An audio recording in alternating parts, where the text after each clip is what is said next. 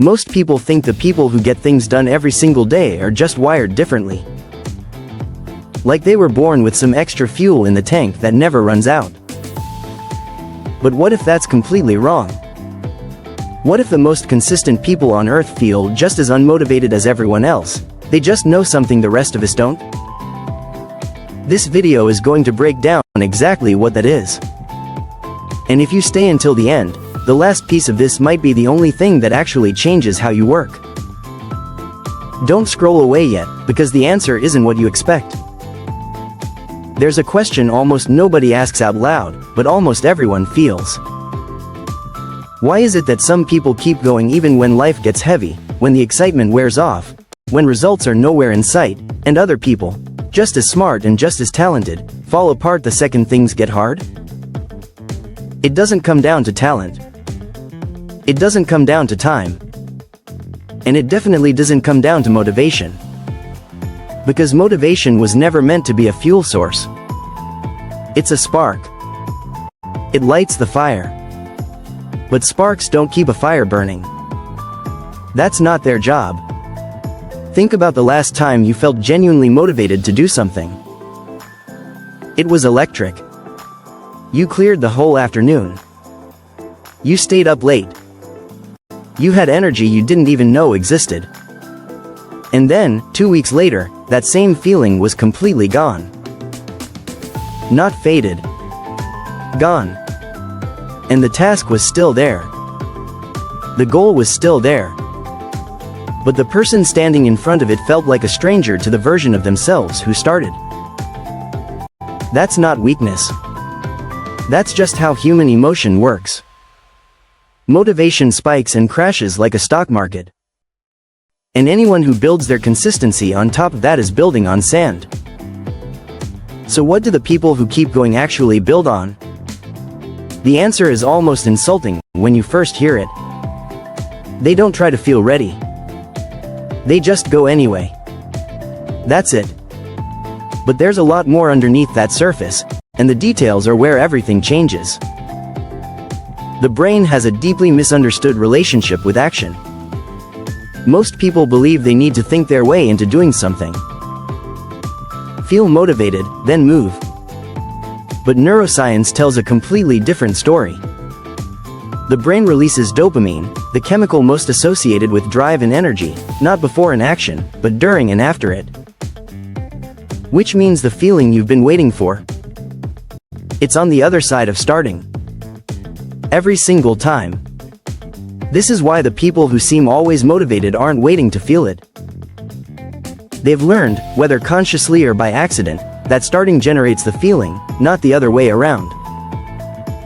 They start ugly. They start tired. They start even when the work feels pointless. And somewhere in the middle of doing, the brain catches up and suddenly there's energy that wasn't there 60 seconds ago. Behavioral psychologists call this activation energy. Most high performers just call it showing up. But knowing this still isn't enough to make it stick, and that's where most advice stops too early. Knowing something and actually changing behavior are two completely different things.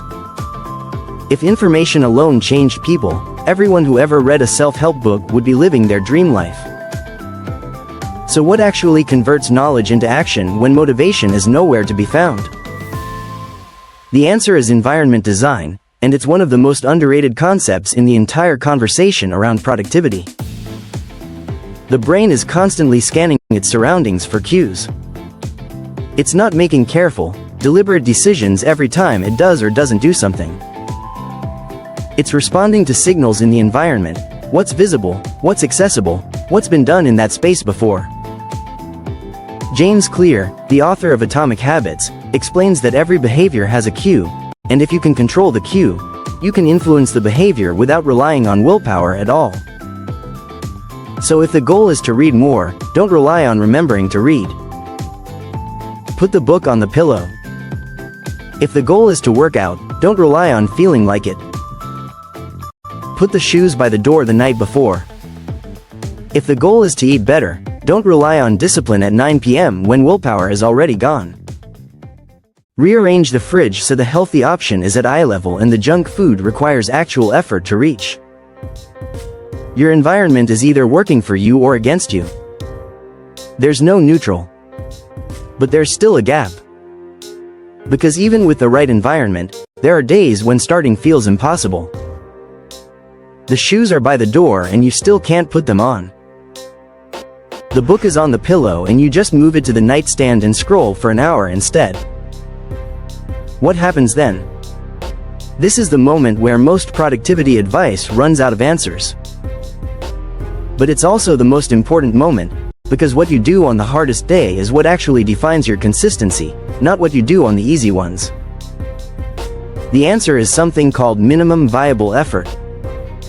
Not the minimum effort you're willing to make, but the absolute floor. The thing so small it would feel ridiculous not to do it. Not a 30-minute workout, just putting on the shoes and stepping outside. Not a full writing session, just opening the document and typing one sentence. Not a complete study review, just reading one paragraph. This isn't giving up. This isn't lowering the bar. This is understanding that identity gets built through repetition, not through volume. Your brain doesn't care if the workout was 20 minutes or 90. What it registers is, this is a person who works out. And every time that signal gets reinforced, even slightly, the identity strengthens. Behavior follows identity almost automatically after that. Behavioral psychologists call this identity-based habit formation, and it flips the entire model of goal setting upside down. Most people set outcome-based goals. Lose 20 pounds. Write a book. Save $10,000. The problem is those outcomes live in the future.